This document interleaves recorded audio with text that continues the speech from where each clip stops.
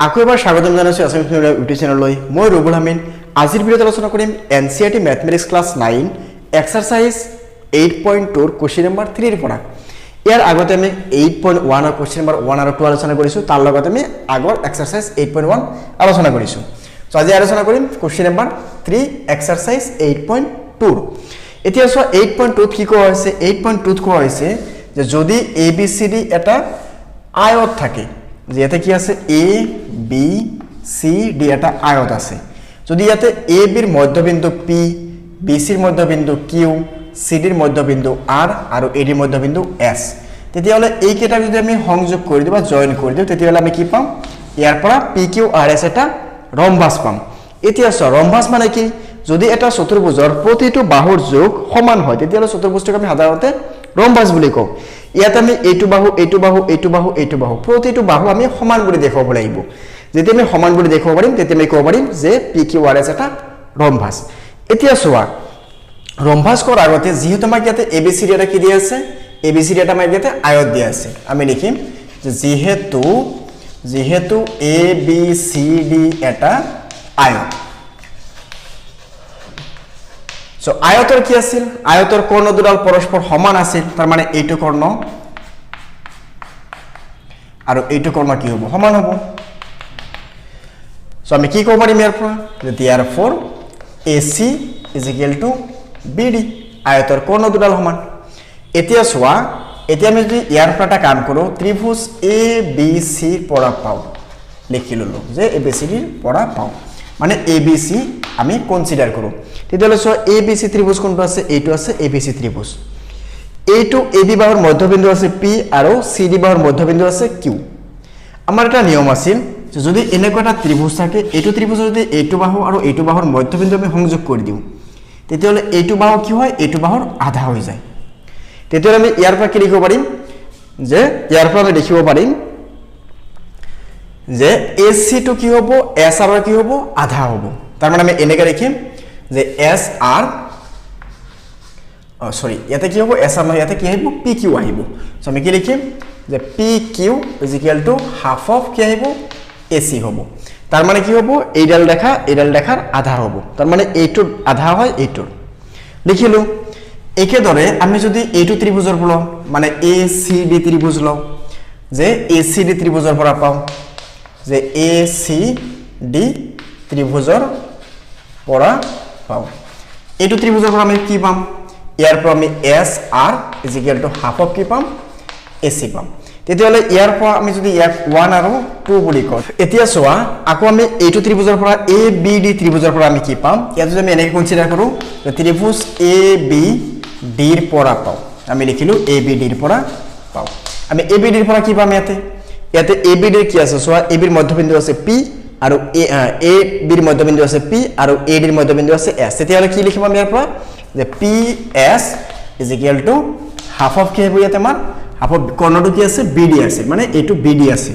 তো আমি BD লিখি দিলো এতিয়া এটা বস্তু সোয়া BD আৰু AC টো সমান আছে তেতিয়ালে আমি এটোক চেঞ্জ কৰি লিখিব পাৰিম না half of AC লিখিব পাৰিম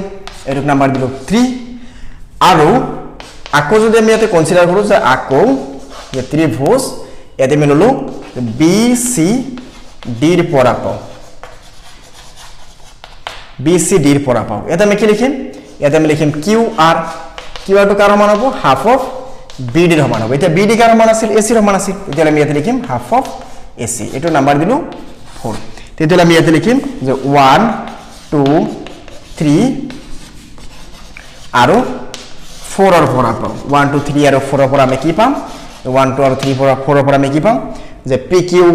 SR PS আৰু QR তাৰ মানে কি পালো আমি ইয়াতে যে PQ কাৰ সমান পালো QR ৰ সমান পালো QR আৰু ইয়াতে কি আছে RS আৰু কি আছে PS এই গোটেইখিনি কি হ'ব সমান হৈ যাব তাৰ মানে এইটো বাহু এইটো বাহু এইটো বাহু এইটো বাহু এই গোটেইখিনি সমান হলে তেতিয়ালে আমি কি কম যে therefore PQRS এটা সমান্তৰিক এটা ৰম্বাস হৈ গল এখিনি সো এখিনি ধুনিয়াকে লিখি দিলে হৈ যাব সো এটা আছে আমাৰ কোশ্চেন নাম্বার 3 সমাধান কোশ্চেন নাম্বার 4 ত আছে যে ABCD এটা ট্রেপেজিয়াম ইয়াতে কি আছে ABCD এটা ট্রেপেজিয়াম আছে এনেকৈ এটা ট্রেপেজিয়াম আছে ABCD ইয়াতে কি আছে এ আছে ইয়াতে বি আছে ইয়াতে সি আছে আৰু ইয়াতে ডি আছে ইয়াৰ কি আছে এবি বাহুটো সিডি বাহুৰ সমান্তৰাল কোৱা হৈছে ইয়াতে কি আছে যে এবি বাহুটো সিডি বাহুৰ সমান্তৰাল তাৰ পিছত কি কৈছে ইয়াতে যে বিডি এডাল কৰ্ণকা হল যে বিডি এডাল কৰ্ণকা হল কৰ্ণকা দিলু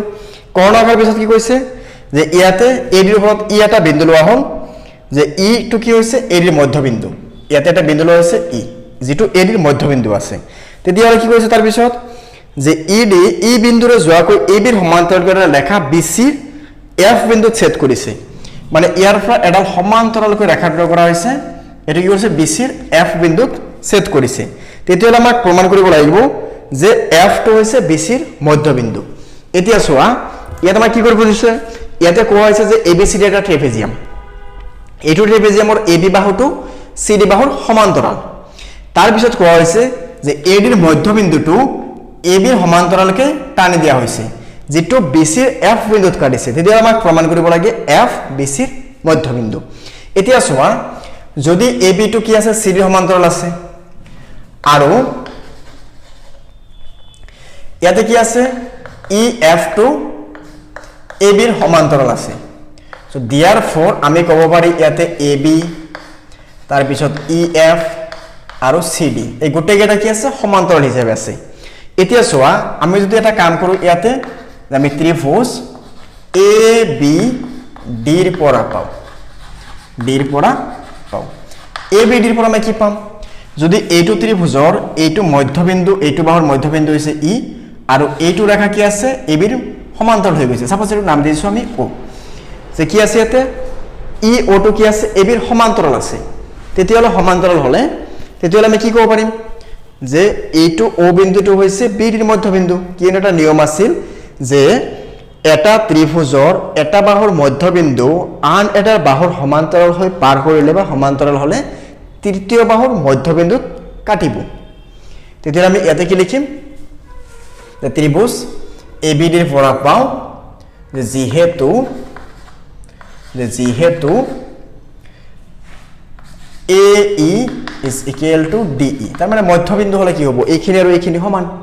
নাইবা আমি এনেকৈ লিখিব পাৰি ই এডিৰ মধ্যবিন্দু আৰু EO সমান্তৰাল AB therefore ODB ৰ মধ্যবিন্দু হৈ গল আকৌ চোৱা আকৌ আমি কি লিখিম যে আকৌ ত্ৰিভুজ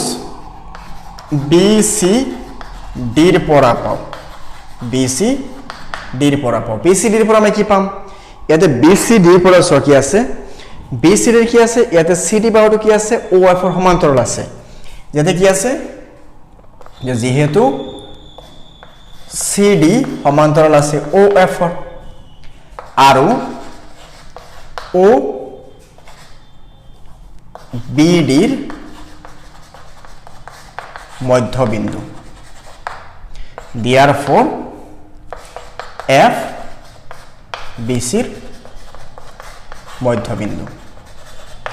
এতিয়া এটা বস্তু চোৱা ইয়াতে আমি এটা বস্তু লিখি দিম যে আমি জানো যে এটা ত্ৰিভুজৰ এডাল বাহুৰ মধ্যবিন্দু সংযোগী ৰেখা এডাল বাহুৰ মধ্যবিন্দুৰে পাৰ হৈ যোৱা ৰেখা আন এটা বাহুৰ সমান্তৰাল হলে তৃতীয় বাহুৰ মধ্যবিন্দুত কাটিব এইখিনি বস্তু আমি ইয়াতে লিখি দিম কি লিখি দিম আকৌ এবাৰ কৈছো মই তোমালোকে লাগিলে লিখি লোৱা যে এটা ত্ৰিভুজৰ এটা বাহুৰ মধ্যবিন্দুৰে পাৰ হৈ যোৱা ৰেখাখণ্ড আন এটা বাহুৰ সমান্তৰাল হলে তৃতীয় বাহুৰ মধ্যবিন্দুত কাটিব ঠিক আছে তো আমি এইখিনি লিখি দিম সো এইখিনি হ'ব কোশ্চেন নম্বৰ 4 ৰ সমাধান কোশ্চেন নম্বৰ 4 ৰ পিছত কোশ্চেন নম্বৰ 5 ত কি কৈছে চোৱা কোশ্চেন নম্বৰ 5 টো ইম্পৰ্টেন্ট হয় ইয়াতে কোৱা হৈছে যে ABCD এটা সমান্তৰিক ইয়াৰ ই আৰু F দুটা ক্ৰমে AB আৰু CD বাহুৰ মধ্যবিন্দু দেখুৱা যে AFEC ৰেখাখণ্ডৰ BD কোণক সমানে ত্ৰিখণ্ডিত কৰিছে মানে দ্বিখণ্ড নহয় ত্ৰিখণ্ড কৰা হৈছে ইয়াতে এটোক আমি কেনেকৈ প্ৰুফ কৰিম চোৱা সো এটো ইম্পৰ্টেন্ট হয় অলপ ভালকে চাবা অলপ দিখুলিয়া হ'ব পাৰে সব বুজাৰ কাৰণে আমি চেষ্টা কৰিম হা সো চোৱা ধৰি লৈছো এটো কি আছে এটো আমাক দি আছে A B C D এটা কি আছে সমান্তৰিক আছে এটা কি কোৱা হৈছে যে এ বিৰ মধ্যবিন্দু আছে ই আৰু সি ডিৰ মধ্যবিন্দু আছে এফ ইয়াতে কি কৰা হৈছে ইৰ পৰা সি সংযোগ কৰা হৈছে আৰু এৰ পৰা এফ সংযোগ কৰা হৈছে সংযোগ কৰাৰ পিছত ইয়াতে কি কৰা হৈছে বিডি এটা কৰ্ণ টানি দিয়া হৈছে যদি আমি ইয়াতে বিডি কৰ্ণটো টানি দিওঁ বিডি কৰ্ণ কি কৈছে ইয়াতে বিডি কৰ্ণ সমান ইয়াতে ত্ৰিখণ্ডিত হৈছে মানে এইখিনি আৰু এইখিনি সমান আছে ইয়াতে নাম দিয়া হৈছে পি ইয়াতে দিয়া হৈছে কিউ সো আমি এটো কেনেকৈ প্ৰুফ কৰিম চোৱা কোশ্চেন নম্বৰ কিমান আছে এটো 5 সো ইয়াতে কি আছে চোৱা ইয়াতে কি কোৱা হৈছে যে এইডাল ৰেখা আৰু এইডাল ৰেখা কি আছে সমান্তৰাল আছে যদি এইডাল আৰু এইডাল সমান্তৰাল হয় তেতিয়াহ'লে আমি ইয়াৰ পৰা কি কৰিব পাৰিম সো এইটো ত্ৰিভুজ যদি আমি কনসিডাৰ কৰো ইয়াতে যে এইটো ত্ৰিভুজ লৈছো ঠিক আছে এইটো ত্ৰিভুজৰ এপি বাহুটো যদি ইকিউৰ সমান্তৰাল হয় তেতিয়াহ'লে কি হ'ব এইটো যেটো মধ্যবিন্দু আছে এটো মধ্যবিন্দু আছে আৰু এটো সমান্তৰাল আছে তেতিয়াহ'লে কি এই দুটাৰ মধ্যবিন্দু হ'ব কি কিউ আকৌ একেদৰে যদি আমি এইটো ত্ৰিভুজ যদি আমি কনসিডাৰ কৰো ইয়াতে তেতিয়াহ'লে কি আছে এইডাল বাহুৰ সমান্তৰাল আছে তেতিয়াহ'লে আৰু এটো মধ্যবিন্দু আছে তেতিয়াহ'লে কি হ'ব এইটো এই বাহুটোৰ মধ্যবিন্দু কি হ'ব পি হ'ব তাৰ মানে কি হৈছে এইখিনি মধ্যবিন্দু আছে পি আৰু এইখিনি মধ্যবিন্দু আছে কিউ তাৰ মানে এইখিনি সমান আৰু এইখিনি সমান তাৰ মানে এইখিনি এই গোটেইখিনি কি হ'ব সমান হৈ যাব সো এটা চাইলো আমি প্ৰুফ কৰিম আমি কেনেকৈ প্ৰুফ কৰিম সো ইয়াতে কি আছে প্ৰথমে লোৱা ইয়াতে যে ত্ৰিভুজ এ বি পিৰ পৰা পাওঁ যে ত্ৰিভুজ এ বি পিৰ পৰা পাওঁ এ বি পিৰ পৰা আমি কি পাম ইয়াতে কি আছে এ পি সমান্তৰাল আছে আমাৰ ই কিউ আৰু ইয়াতে কি আছে তাৰ লগতে আছে আমাৰ ইয়াতে যে ই এ বিৰ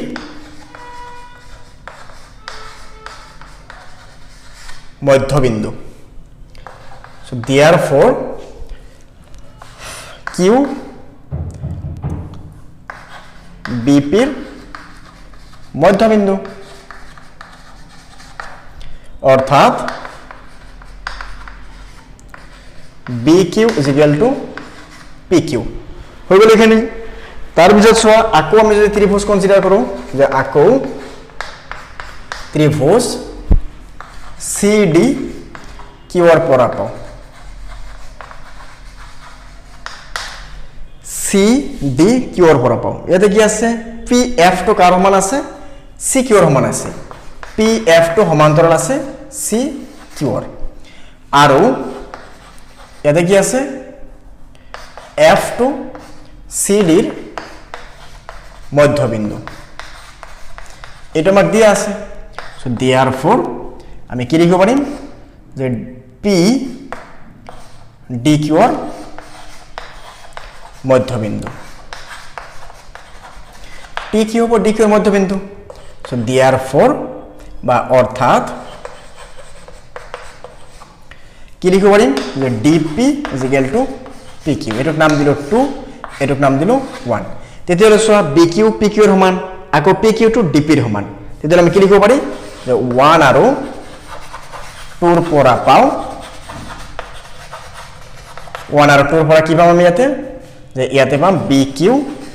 is equal to PQ is equal to DP তাৰ মানে কি যে BD কোণ সমত্ৰিখণ্ডিত হৈছে সো আমি লাস্ট লাইনত লিখি দিম যে গতিকে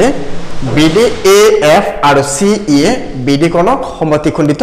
কৰিছে আমি এইখিনি লিখিলে ইয়াৰ আনসাৰটো হৈ যাব ঠিক আছে সো নেক্সট কোশ্চেন নাম্বাৰ 6 ত কি আছে কোশ্চেন নাম্বাৰ 6 ত কি কোৱা হৈছে যে দেখুৱা যে চতুৰ্ভুজৰ বিপৰীত বাহুৰ মধ্যবিন্দু সংযোগী ৰেখাখণ্ড দুডাল পৰস্পৰ সমদ্বিখণ্ডিত হয় মানে কি আছে যে এনেকুৱা ধৰি লৈছো এটা চতুৰ্ভুজ আছে ABCD ধৰি লৈছো ABCD এটা চতুৰ্ভুজ আছে ইয়াতে কি কোৱা হৈছে যে এইটো যে চতুৰ্ভুজটোৰ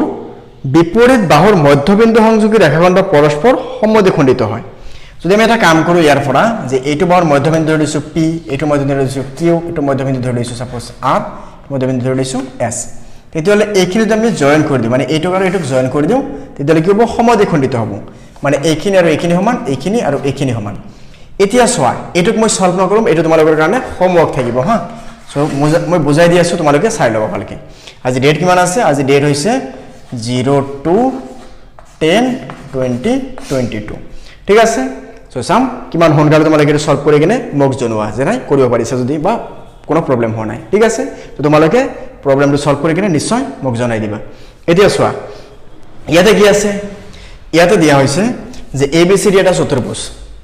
এইটো চতুৰ্ভুজৰ পৰা যদি আমি এডাকাটাৰ কৰ্ণ টানি দিওঁ তেতিয়াহ'লে এইটো কৰ্ণ টানি দিলে আৰু এইটো যদি আমি টানি দিওঁ তেতিয়াহ'লে কি হ'ব এইটো টানি দিয়াৰ লগে লগে ইয়াতে কি হ'ব এইটো বাহুৰ কি হ'ব আধা হৈ যাব একেদৰে এইটো বাহুৰ কি হ'ব আধা হ'ব আৰু এইটো বাহু আমি যদি ধৰি লওঁ ইয়াতে আৰু এইটো কৰ্ণ যদি ৰাখি দিওঁ তেতিয়াহ'লে এইটো আধা হ'ব এইটো আধা হ'ব তেতিয়াহ'লে আমি কি প্ৰমাণ কৰিব পাৰিম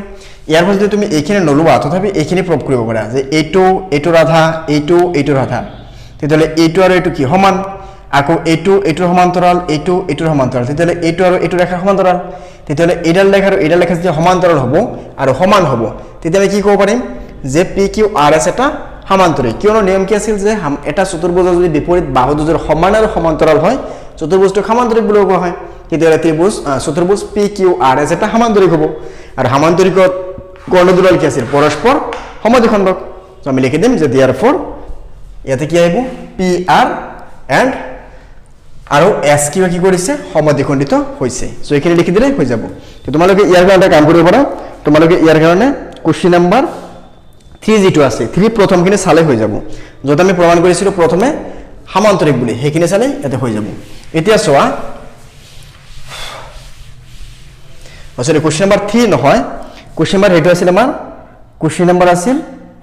2 আছিল 2 যেটো আছিল এটো আগৰ ভিডিওত আমি সলভ কৰিছিলো হেটো চালে হৈ যাব ইয়াতে যে যেহেতু আমি সমান্তৰিক প্ৰুফ কৰিছিলো সমান্তৰিকখিনি তোমালোকে প্ৰুফ কৰিবা তাৰ পিছত কৈ দিবা যে যেহেতু আমি জানো যে সমান্তৰিকৰ বিপৰীত কৰ্ণ দুডাল পৰস্পৰ সমদ্বিখণ্ডিত হয় অৰ্থাৎ আমি ক'ব পাৰিম যে এটা চতুৰ্ভুজৰ মধ্যবিন্দু সংযোগী ৰেখাখণ্ড সদায় সমদ্বিখণ্ডিত হয় বুলি ঠিক আছে এতিয়া আছে question number 7 question number 7 to 8 exercise সবতকে ইম্পৰ্টেন্ট কোশ্চেন হয় আৰু এনেকুৱা টাইপৰ কোশ্চেন আগতে আমি এক্সাৰসাইজ নাম্বাৰ 7.2 এটা কৰিছিলো তো ইয়াতে কি কৈছে যে ABC এটা ত্ৰিভুজ আছে যাৰ C কোণটো সমকোণ আছে ABC এটা ত্ৰিভুজ আছে ধৰি লৈছো এনেকুৱা এটা ত্ৰিভুজ আছে ABC ইয়াতে আছে A ইয়াতে আছে B ইয়াতে আছে C আৰু ইয়াতে কি কোৱা হৈছে যে ইয়াৰ C কোণটো সমকোণ এইটো কোণ কিমান আছে 90 ডিগ্ৰী আছে এতে কোৱা হৈছে যে অতিভুজ AB মানে AB অতিভুজ বা কৰ্ণৰ ওপৰত M মধ্যবিন্দু ইয়াতে কি আছে M টো মধ্যবিন্দু আছে এতে কি কৈছে M এর যোৱাকৈ BC ৰ সমান্তৰালকৈ AC ক D বিন্দু ছেদ কৰে মানে M এৰ ওপৰত যদি আমি এনেকৈ লেখা আঁকি দিওঁ এটো কি কৰে AC ৰ D বিন্দু ছেদ কৰে D বিন্দু ছেদ কৰাৰ লগে লগে কি কৈছে যে তেতিয়াহ'লে D টু AC ৰ মধ্যবিন্দু বুলি আমাক প্ৰুফ কৰিব লাগিব যে D টু কি হ'ব AC ৰ মধ্যবিন্দু তাৰ পিছত কি কোৱা হৈছে যে প্ৰমাণ কৰা যে MD is perpendicular to AC তেতিয়াহ'লে আৰু কি কৰিব লাগিব এটো লম্ব হিচাপে আছে বুলি প্ৰুফ কৰিব লাগিব তাৰ পিছত কি কোৱা হৈছে যে 3 নম্বৰত কোৱা হৈছে CM is equal to MA CM তাৰ মানে কি এটুক জয়েন কৰিব লাগিব CM is equal to MA is equal to half of AB এইখিনি প্রুফ কৰিব লাগে D কি হৈছে এক নম্বৰত কি হৈছে যে D টু মধ্যবিন্দু বুলি AC ৰ মধ্যবিন্দু বুলি প্ৰুফ কৰিব লাগে সো এক নম্বৰটো প্ৰুফ কৰিব গলে আমি কি কৰিম আমি ইয়াতে লিখিব লাগিব যে যেহেতু আমি ইয়াতে ABC এটা ত্ৰিভুজ পাইছো আমি লিখিম যে ABC ত্ৰিভুজৰ পৰা পাও ইয়াতে লিখি দিবা যে ত্ৰিভুজ ABC ৰ পৰা পাও এটো ত্ৰিভুজৰ পৰা আমি কি পাম ইয়াতে কি আছে যে যেহেতু AB ৰ মধ্যবিন্দু M আৰু DM সমান্তৰাল BC so therefore আমি ইয়াতে কি কৰিব পাৰিম আমি ইয়াৰ পৰা লিখিব পাৰিম therefore AC ৰ মধ্যবিন্দু হ'ব D